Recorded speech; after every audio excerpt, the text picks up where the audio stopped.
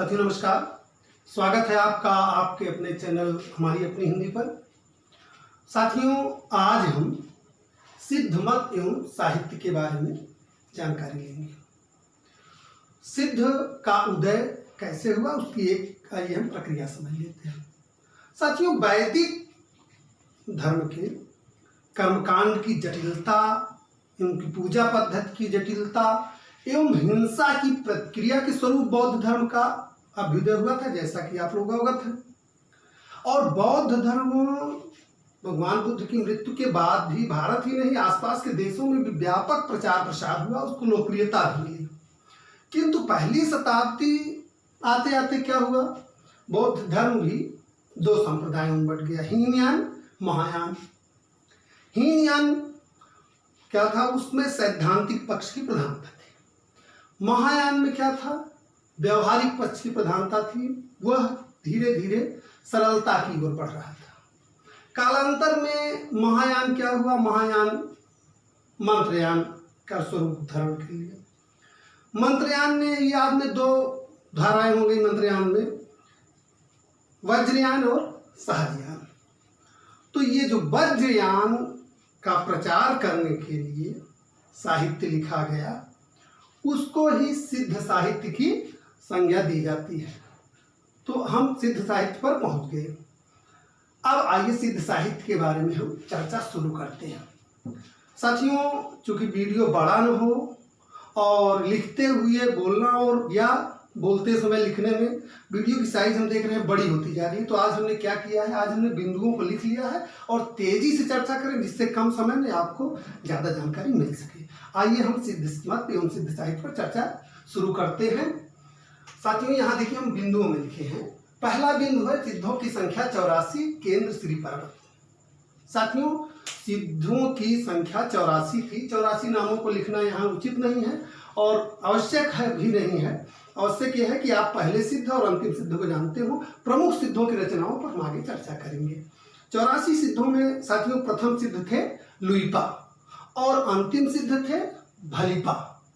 प्रथम सिद्ध थे लुइपा और अंतिम सिद्ध थे भलिपा। इनका केंद्र कहाँ माना जाए, इनका केंद्र माना जाता है श्री पर्वत। साथियों देखिए, जिसे परीक्षा में आपसे पूछा क्या जाएगा, परीक्षा में मुख्य रूप से पूछा जाता है सिद्धों की संख्या कितनी थी, 84 थी। प्रथम सिद्ध कौन थे, लुइपा थे। सिद्धों का केंद्र कहाँ था, सिद्धों का केंद्र श्री पर्वत, ये दक्षिण भारत में है, दक्षिण भारत में स्थित है श्री पर्वत, यो सिद्धों का केंद्र था। दूसरा बिंदु आइए इस पर चलते हैं। संधा भाषा शैली का प्रयोग। साथियों, सिद्धों की भाषा वास्तव में अर्धमागधी अभ्रंश थी, किंतु उनकी भाषा शैली जो थी वो संधा शैली थी, जिसमें क्या था, जिसमें उसका अर्थ प्रतीक खुलने पर प्रकट होता था। तो उस भाषा को उस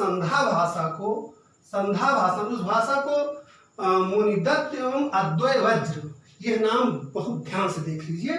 मुनिदत्त तथा अद्वय वज्र, ये दो लोग ऐसे थे जिन्होंने उस प्रतीकात्मक भाषा को संधा भाषा का नाम दिया। सिद्धों की भाषा को क्या नाम दिया गया, संधा भाषा। इन दोनों ने मुनिदत्त तथा अद्वय वज्र नाम दिया। यह ध्यान रखिए कि संधा भाषा नाम बहुत महत्वपूर्ण है। प्रवक्ता की परीक्षा में संध पूछा जा चुका है, सिद्धों की भाषा का क्या नाम था, सिद्धों की कौन सी भाषा थी, तो संधा भाषा, इसको आप जाने रहिए। परीक्षा में आया हुआ प्रश्न है, प्रवक्ता की परीक्षा में आया हुआ प्रश्न है। संधा भाषा नाम किसने दिया था, मुनिदत्त तथा अद्वय वज्र ने। संधा भाषा वह भाषा है जिसका दोहरा अर्थ होता है, यानी एक अर्थ तो उसका सीधा दिखता है और दूसरा उसका प्रतीकात्मक अर्थ होता है, यानी उसका कूट अर्थ होता है। जब उसका प्रतीक हटता है, प्रतीक खुलता है उसका अर्थ, तब उसका अर्थ प्रकट होता है। आइए अगले बिंदु पर चर्चा करते हैं। शांत और श्रृंगार रस का प्रयोग। साथियों, सिद्धों का साहित्य हमें 3 रूपों में मिलता है। एक तो उपदेश परक, दूसरा नीति परक और तीसरा धार्मिक साहित्य। तो निश्चित रूप से धार्मिक साहित्य हो या नीति परक साहित्य हो या उपदेश परक साहित्य हो, तो शांत रस की प्रधानता होगी। लेकिन क्या है, स्त्रियों के सौंदर्य के वर्णन में श्रृंगार का भी इन्होंने प्रयोग किया है। आइए आगे बढ़ते हैं। वेद व ब्राह्मण सम्मत धर्म का विरोध। जैसा कि पहले भी हमने चर्चा किया कि बौद्ध धर्म का उदय ही वैदिक धर्म की जटिलताओं और उसकी हिंसा के प्रतिक्रिया स्वरूप हुआ था, तो बाद में भी सिद्धों ने भी क्या किया, वेद एवं ब्राह्मण सम्मत धर्म का अपनी रचनाओं के माध्यम से विरोध किया और वैदिक देवताओं के प्रति अनास्था भाव था। स्वाभाविक है कि अगर वेद व ब्राह्मण सम्मत धर्म का विरोध होगा तो वैदिक देवताओं के प्रति भी उनका अनास्था भाव होगा, उनकी उनमें कोई आस्था नहीं होगी। अब आप आइए देखते हैं आगे। लेकिन इनका एक जो अच्छा पक्ष है यह है कि इन्होंने जात प्रथा एवं वर्ण व्यवस्था का विरोध किया। सिद्धों का ये एक महत्वपूर्ण पक्ष था कि इन्होंने जात प्रथा एवं वर्ण व्यवस्था का विरोध किया। अगला बिंदु देखते हैं, गुह्य साधना व तंत्र साधना पर बल।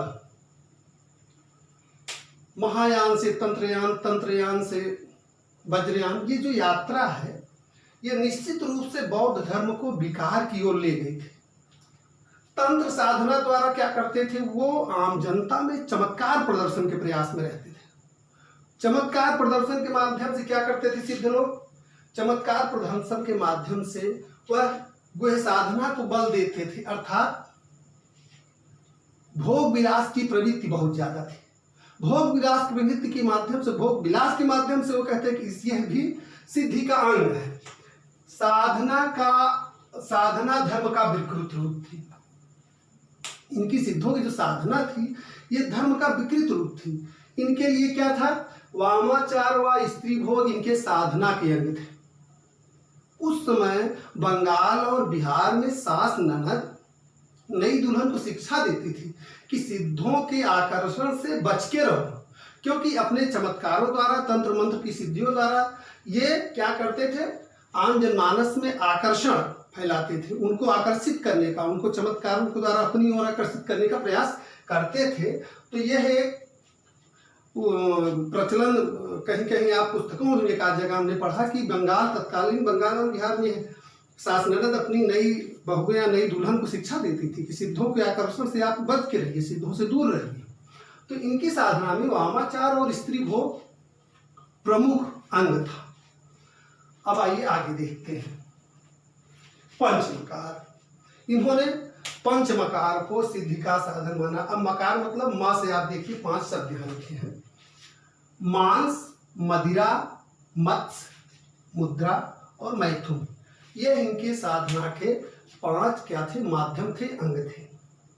यद्यपि इनकी प्रतीक परक व्याख्या करने के बाद ये इसका अलग अर्थ, भिन्न अर्थ मानते थे, इसका सीधा अर्थ नहीं मानते थे। ये कहते थे इसके प्रति ये क्या है, ये मांस, मदिरा, मत्स्य, मुद्रा, मैथुन प्रतीक मात्र है। किंतु होता क्या था कि यह इनका उपभोग करते थे, जिससे निश्चित रूप से उनमें विकार आया। अब आइए सिद्धों के बारे में जानते हैं। मित्रों, जितने भी 84 सिद्ध हैं, इन सिद्धों के नाम के अंत में आप देखेंगे तो आपको पा मिलेगा। लुईपा, सरहपा, सबरपा, तंतिपा, कुकुरिपा, भरिपा, जो भी सिद्ध हैं उनके नाम के आगे पा मिलेगा। ये पा क्या है, ये माना जाता था कि ये आदर सूचक शब्द है। जैसे नई राजा महाराजा के आगे युवराज, कुंवर, इस तरह के सम्मान सूचक शब्द प्रयोग किए जाते हैं। तो इनके नाम के बाद में क्या था, पा प्रयोग किया जाता था। अब अगला बिंदु देखते हैं। लुईपा प्रथम सिद्ध थे। ये देखिए हमने लिखा लुईपा के मुंह थे, ये प्रथम सिद्ध थे 84 सिद्धों में, और भरिपा जो थे वो अंतिम सिद्ध थे। ये आपके लिए जानना महत्वपूर्ण है। अब एक बिंदु और बहुत महत्वपूर्ण है, उसको देख लीजिए। शुक्ल जी के अनुसार सांप्रदायिक साहित्य। शुक्ल जी सिद्ध साहित्य को हिंदी साहित्य में सम्मिलित नहीं करते हैं। उन्होंने सिद्ध साहित्य को सांप्रदायिक साहित्य कहकर उसको हिंदी साहित्य में जगह नहीं दी। लेकिन बाद में क्या हुआ, हजारी प्रसाद द्विवेदी जी ने शुक्ल जी की मान्यता का यह कहते हुए खंडन किया कि यदि सिद्धों का साहित्य या सिद्धों का धार्मिक साहित्य सांप्रदायिक साहित्य की श्रेणी में आता है तो संपूर्ण भक्ति काल के साहित्य को सांप्रदायिक घोषित करना पड़ेगा, जो कि हिंदी साहित्य की अमूल्य निधि है। तो पूरे हिंदी साहित्य से भक्ति काल के पूरे साहित्य को निकालना पड़ेगा। तो यह कहकर हजारी प्रसाद द्विवेदी जी ने शुक्ल जी के मत का खंडन किया था। लेकिन यह एक महत्वपूर्ण बिंदु है, परीक्षोपयोगी बिंदु है कि शुक्ल जी ने सिद्ध साहित्य को क्या कहा। उन्होंने सांप्रदायिक साहित्य की संज्ञा दी, या सिद्ध साहित्य को सांप्रदायिक साहित्य की संज्ञा किसने दी?